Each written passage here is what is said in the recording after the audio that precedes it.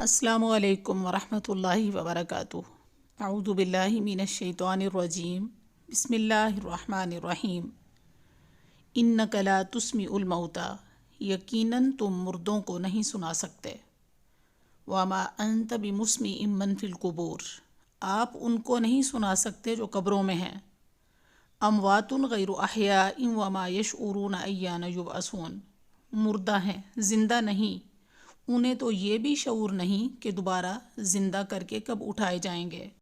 سورہ نمل آیت نمبر 80، سورہ فاطر آیت نمبر 22 اور سورہ نحل آیت نمبر 21۔